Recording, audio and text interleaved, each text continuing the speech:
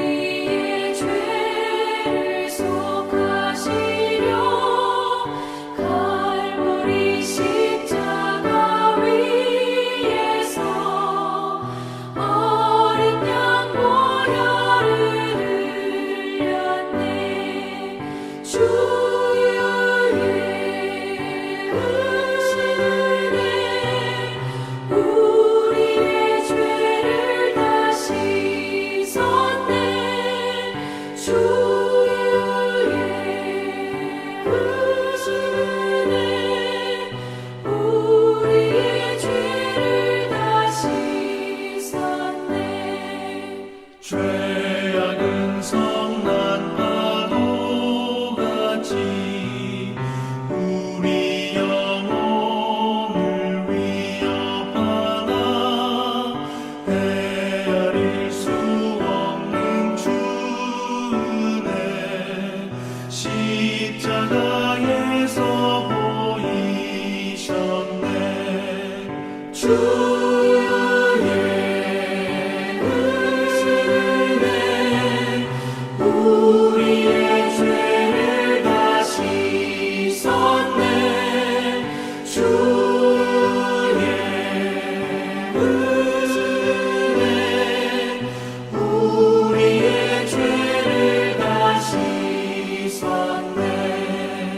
죄악에 물든 영혼들을 주께서 피로 씻으시네. 지금도 흐르는 그 피에 눈보다 더 희게 씻으라.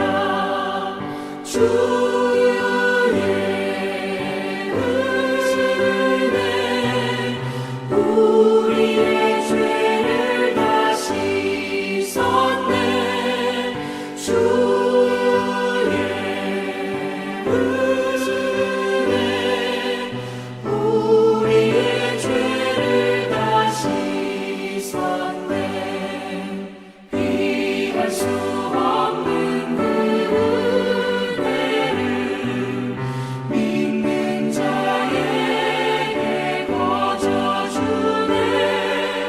형제여 주 앞에 나와서 더 지체 말고 복 받으라. 주의 은혜 우리의 죄를 다 씻었네.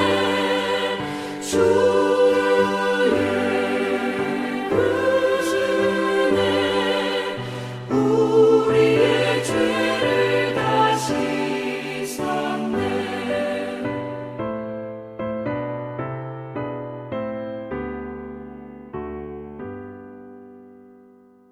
오늘 우리가 함께 나눌 하나님의 말씀은 사도행전 7장 1절부터 16절입니다. 오늘은 말씀을 먼저 따로 읽지 않고 제가 설교하는 가운데 말씀을 같이 나누도록 하겠습니다.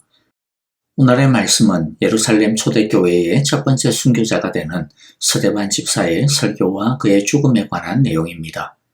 어제 6장에서 살펴본 것처럼 점점 불어나는 교회를 보면서 정통 유대교 신자들은 매우 불안해했고 마음이 심히 불편해졌습니다. 그러던 중에 스데반 집사와 극보수 정통주의 유대교 신자 간의 논쟁이 붙었고, 스데반 집사를 이기지 못한 이들은 거짓 증인들을 내세워 성전과 율법 모독죄를 스데반에게 뒤집어 씌워서 공의회에 고발하였고 스데반을 법정에 세웠습니다. 오늘 1절에 보면 이렇게 기록이 나오고 있죠. 대제사장이 스데반에게 물었다. 이것이 사실이요. 즉 너가 진짜로 성경과 율법을 모독하였느냐라고 하는 신문이죠. 스데반은 자신을 변호하면서 이스라엘 역사를 관통하는 긴 설교를 하게 됩니다. 이 설교의 분량은 사도행전에 나오는 여러 편의 설교들이 있는데 그 중에서도 가장 긴 분량을 차지합니다. 이 설교에서 스데반이 지적하려고 하는 바는 명확합니다. 이스라엘의 역사 속에서 이스라엘의 조상들이 했던 것과 같이 지금 너희들도 하나님의 보내신 자, 즉 예수님을 거절하고 핍박하고 있다라고 하는 것이죠. 스데반의 설교는 크게 4가지 부분으로 구성이 됩니다. 첫 번째 부분은 아브라함의 역사이고 두 번째 부분은 요셉의 이야기, 세 번째 이야기는 모세의 역사이고 마지막으로 네 번째는 다윗의 이야기입니다. 스데반은 이 각 설교를 통해서 2가지를 대조시킵니다. 하나는 하나님의 은혜로운 부르심과 구원이고 다른 하나는 그것에 대척되는 지점으로서 그런 하나님의 은혜로운 부르심과 구원의 역사에 대해 무지하고 무관심하고 심지어는 거역하고 배척하는 이스라엘의 불신앙과 불순종입니다. 한마디로 이스라엘의 역사는 이 하나님의 은혜와 구원의 역사 그리고 이스라엘의 불순종과 불신앙의 역사의 이야기인 것이죠. 당시 유대인들이 자신들은 하나님의 선택받은 하나님의 백성이다. 이렇게 하면서 굉장히 자부심이 높았지만 그러나 사실 이스라엘의 역사를 보면 이스라엘은 자신들을 자랑스러워할 것이 하나도 없고 오히려 부끄러워해야 된다라는 거죠. 이스라엘이 될 수 있었던 것은 오직 하나 하나님의 은혜로운 무한하신 은혜와 길이 참아주시는 자비하심 때문이지 이스라엘 편에서 내세울 만한 것은 하나도 없다라는 겁니다. 그래서 이들은 오직 겸손하게 머리 숙여 이때까지의 그 부끄러운 과거에 대해 회개하고 이제는 이전의 치욕의 불신앙의 과거에서 돌이켜 하나님의 계획과 부르심에 엎드려 순종해야 한다라고 하는 것이 스데반의 설교의 핵심적인 요지입니다.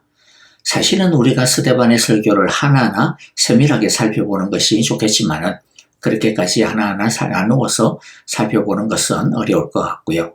가급적이면 오늘과 내일 이렇게 2번에 나누어서 살펴보도록 하겠습니다. 오늘은 첫 번째와 두 번째 이야기를 보겠습니다. 자, 첫째, 아브라함의 이야기가 2절부터 8절까지 이어지는데 우리 먼저 2절부터 8절을 읽으면서 내용을 새겨보도록 하겠습니다. 2절입니다. 스데반이 말하였다. 부영 여러분, 내 말을 들어보십시오. 우리 조상 아브라함이 하란에 거주하기 전에 아직 메소포타미아에 있을 때에 영광의 하나님께서 그에게 나타나셔서 말씀하시기를 너는 내 고향과 친척을 떠나서 어디든지 내가 지시하는 땅으로 가거라 하셨습니다. 그래서 그는 갈대아 사람들의 땅을 떠나 하란으로 가서 거기서 살았습니다. 그의 아버지가 죽은 뒤에 하나님께서 그를 하란에서 지금 여러분이 사는 이 땅으로 옮기셨습니다. 그러나 하나님께서는 여기에서 유산으로 물려줄 손바닥만한 땅도 그에게 주지 않으셨습니다. 아브라함에게 자식이 없는 데에도 하나님께서는 그와 그의 후손들에게 이 땅을 소유로 주시겠다고 약속하셨습니다. 그리고 하나님께서는 아브라함에게 이렇게 말씀하셨습니다. 내 후손들은 외국 땅에서 나그네가 되어 400년 동안 종살이를 하고 학대를 받을 것이다. 또 하나님께서 말씀하시기를 그러나 그들을 종으로 부리는 그 민족을 내가 심판하겠고 그 뒤에 그들은 빠져나와서 이곳에서 나를 예배할 것이다 하셨습니다. 그리고 하나님께서는 아브라함에게 할례의 언약을 주셨습니다. 그래서 아브라함은 이삭을 낳고 8회째 되는 날에 그에게 할례를 행하고 이삭은 야곱에게 또 야곱은 12족장에게 할례를 행하였습니다. 자, 우리가 함께 아브라함의 역사에 대한 말씀을 같이 읽어보았는데요. 아브라함의 이야기의 초점은 이방 땅에 거하던 아브라함을 찾아와 약속의 땅으로 부르신 영광의 하나님에게 있습니다. 아브라함에게 언약을 주신 이유는 아브라함에게 무슨 자격이 있어서가 아닙니다. 영광의 하나님께서 신실하게 변함없이 그에게 은혜를 베풀어 주셨기 때문입니다. 이런 은혜의 하나님에 대한 올바른 태도를 아브라함이 본을 보여주고 있었는데요. 은혜의 부르심에 대한 마땅한 태도가 무엇이었느냐면 바로 믿음이었습니다. 바랄 수 없는 가운데서도 오직 하나님의 약속만을 믿고 하나님을 기다리며 따르는 믿음이 은혜의 부르심에 대한 유일한 정답이라는 거죠. 즉, 부르신 하나님의 그 은혜로운 부르심에 믿음으로 응답했던 것처럼 너희도 하나님의 그 부르심의 구원에 대하여 믿음으로 응답하라는 것입니다. 우리도 마찬가지입니다. 이방 땅에 살던 아브라함처럼 우리도 하나님과 멀리 떨어져 있었죠. 그런 우리가 하나님의 자녀가 될 수 있었던 것은 우리에게 무슨 선한 것이 있어서가 아니었습니다. 죄인임에도 불구하고 우리를 하나님의 자녀로 불러주신 하나님의 무한하신 은혜 때문입니다. 죄인인 우리를 위하여 십자가에 못 박히셔서 우리를 위해 보혈을 흘리시고 우리의 죄를 씻어주신 우리 예수님의 은혜 때문입니다. 그러므로 우리는 하나님의 이 은혜를 믿음으로 온전히 영접해야 합니다. 바랄 수 없는 중에도 아브라함은 하나님의 약속을 믿고 기다렸습니다. 물론 비록 아브라함도 때로는 믿음이 흔들리기도 했죠. 그래서 엉뚱한 선택을 하는 잘못을 저지르기도 했습니다. 그러나 아브라함은 그때마다 찾아와 말씀하시고 훈계하시는 하나님의 말씀을 듣고서는 잘못된 선택에서 돌이켜 다시 믿음의 자리에 섰습니다. 우리도 마찬가지죠. 어떻게 맨날 100% 믿음의 선택을 똑바로 할 수 있겠습니까? 그러나 비록 믿음대로가 아니라 눈에 보이는 것을 따라 자기 마음에 좋아 보이는 소견을 따라 선택하였다 할지라도 우리도 아브라함처럼 말씀을 듣고 회개하여 다시 믿음의 길로 돌이키면 될 것입니다. 그러면 자비하시고 긍휼이 무한하신 하나님은 우리를 언제든지 다시 받아주시고 안아주실 것입니다. 하나님은 우리를 은혜 가운데 부르시고 우리는 그 은혜의 부르심에 믿음으로 대답하며 순종해야 한다라고 하는 것을 꼭 기억하고 늘 기억하며 살아갈 수 있기를 간절히 바라고 기도합니다. 두 번째 이야기는 9절부터 16절에 나와 있는 요셉의 이야기입니다. 자, 이 부분은 9절과 10절만 먼저 읽어봅니다. 9절입니다. 그런데 그 족장들은 요셉을 시기하여 이집트에다가 팔아넘겼습니다. 그러나 하나님께서 그와 함께 하셔서 모든 환난에서 그를 건져내시고 그에게 은총과 지혜를 주셔서 이집트의 바로 왕에게 총애를 받게 하셨습니다. 바로는 그를 총리로 세워서 이집트와 자기 온 집을 다스리게 하였습니다. 아브라함에 대한 서대만의 설교는 8절에서 이삭과 야곱과 12조상으로 이어지면서 자연스럽게 요셉으로 연결이 되고 있습니다. 요셉의 이야기의 키포인트는 요셉과 다른 나머지 형제와의 대조에 있습니다. 요셉의 형제들의 사악함과 요셉의 의로움이 극명하게 대조를 이룹니다. 먼저 9절 앞부분에 보면 요셉의 형제들의 불신앙과 불순종에 대한 고발이 있었죠. 9절 앞부분 다시 보면 그런데 그 족장들은 요셉을 시기하여 이집트에다 팔아넘겼습니다. 이들의 죄는 두 가지로 요약이 되고 있죠. 그들은 요셉을 시기하였고 또 이집트에 팔아넘겼습니다. 그런데 이들이 시기한 것은 단순히 요셉만이 아닙니다. 그들이 왜 요셉을 시기했습니까? 요셉이 꿈 때문이었습니다. 그런데 그 꿈은 일반적인 꿈이 아니라 하나님께서 요셉에게 주신 계시의 꿈이었습니다. 그러므로 요셉의 형제들은 요셉을 시기하고 미워한 것이 아니라 요셉에게 꿈을 주신 하나님을 미워하고 싫어하고 거부한 것입니다. 하나님의 구원 계획이 자기들 마음에 들지 않았고 그래서 하나님의 그 구원 계획을 버리고 팔아버린 것입니다. 마치 가룟 유다가 예수님의 메시아 계획이 마음에 들지 않아 예수님을 은 30을 받고 세상 사람들에게 팔아는 것처럼 말이죠. 자, 요셉의 형제들의 불신앙으로 인해 요셉을 통한 하나님의 구원 계획이 끝나는 줄 알았습니다.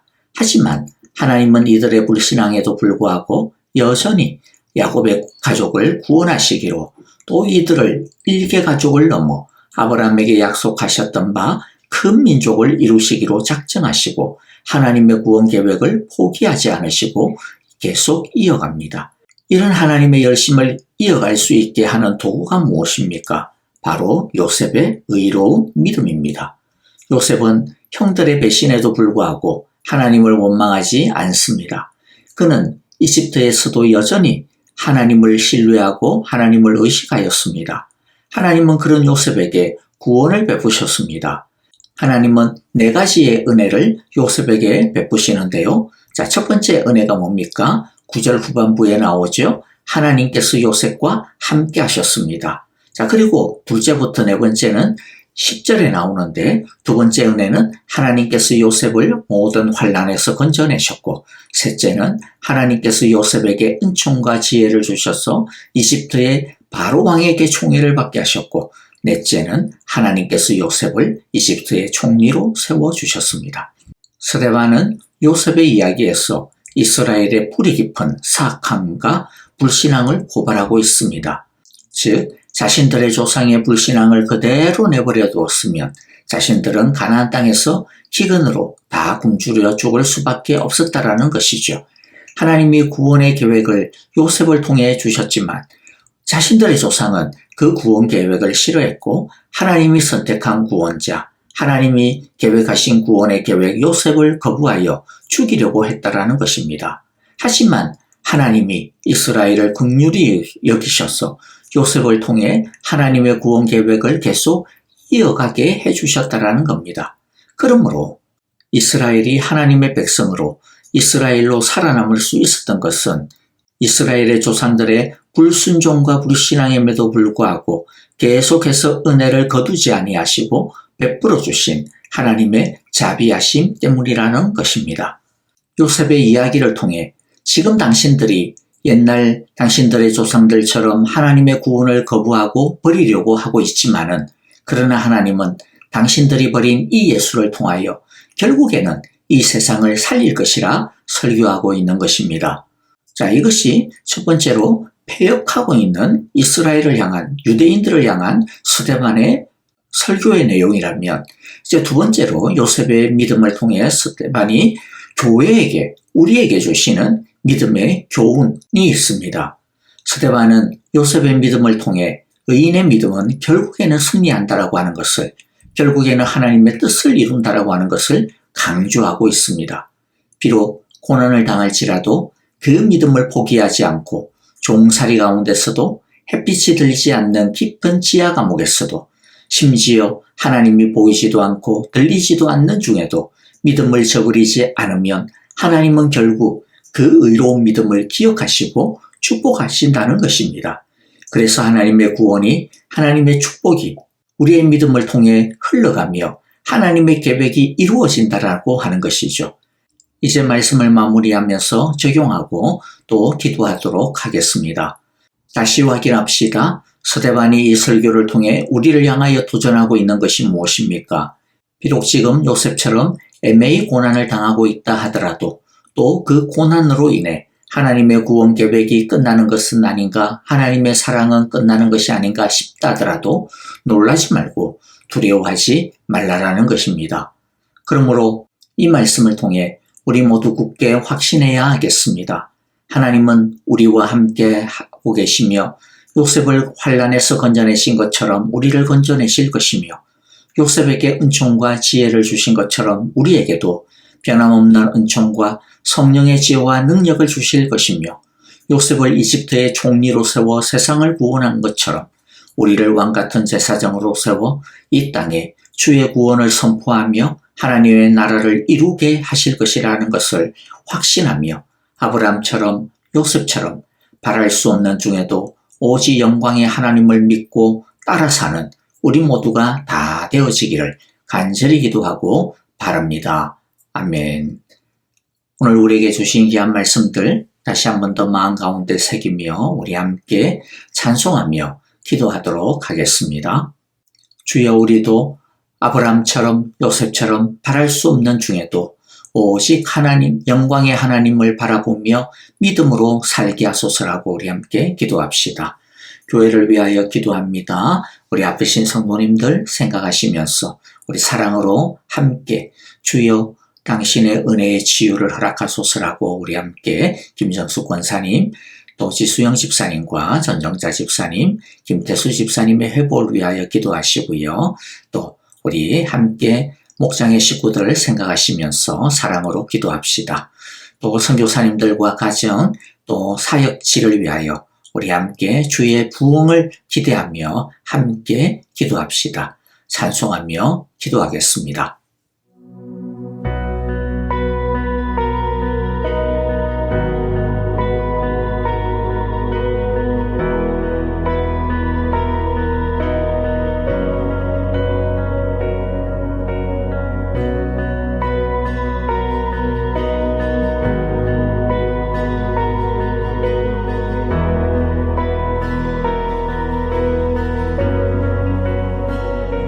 주의 나라가 임할 때 하나님 임재하실 때 예배가 회복되며 기적이 일어나네. 전능하신 주 영원하신 능력의 통치자 자유가 선포되어 주 백성 돌아오네.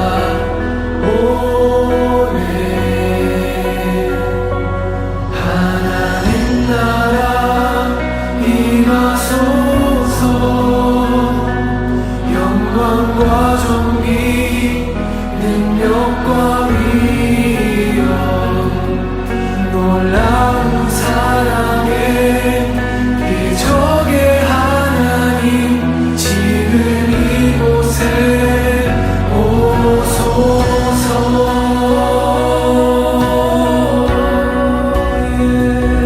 주의 나라가 임할 때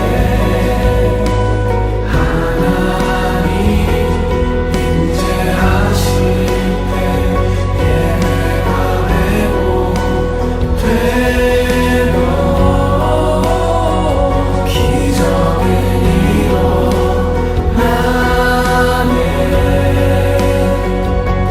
전능하신 주 영원하신 능력의 통치자 자유가 선포되어 주 백성 돌아오네.